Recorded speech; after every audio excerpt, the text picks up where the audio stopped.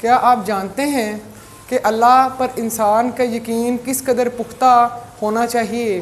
آپ اللہ سے جس قدر جیسا گمان کریں گے آپ اللہ کو ویسا پائیں گے۔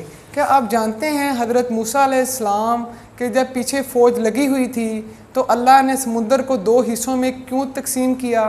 کیا آپ جانتے ہیں جب حضرت ابراہیم علیہ السلام کو آگ میں جانے کا حکم دیا گیا تو اللہ نے آگ کو ٹھنڈا کیوں کر دیا؟ کیا آپ جانتے ہیں حضرت یوسف علیہ السلام کو اللہ کنویں میں کس طریقے سے پالتا رہا؟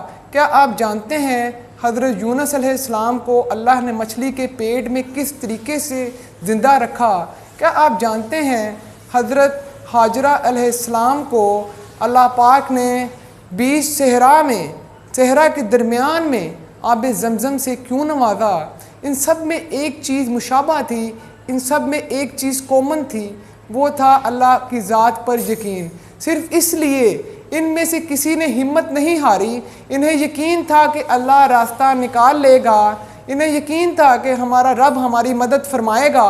ان کا یقین اس قدر پختہ تھا جناب اعلیٰ، ان کا یقین اس قدر پختہ اور اٹل تھا کہ انہیں اللہ کی ذات پر بھروسہ اور یقین بہت زیادہ پختہ تھا۔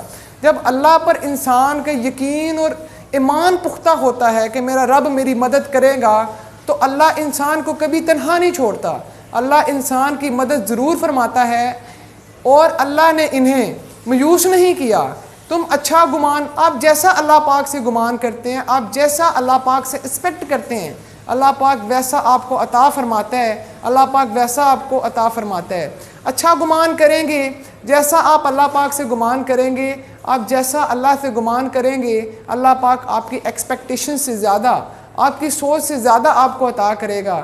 وہی میرا رب ہے جو آپ کے تمام دل کے رازوں کو جانتا ہے، اور وہی میرا رب ہے جو تمام دل کے رازوں کو پورا کرنے والا ہے۔ صرف میں ہر ایک کو کہنا چاہتا ہوں، ہر مسلمان کو کہنا چاہتا ہوں کہ اللہ پاک کے اوپر اپنا یقین اور ایمان اس قدر پختہ کر لیں کہ ہر تقدیر سے پہلے خدا بندے سے پوچھے کہ اے بندے بتا تیری جزا کیا ہے۔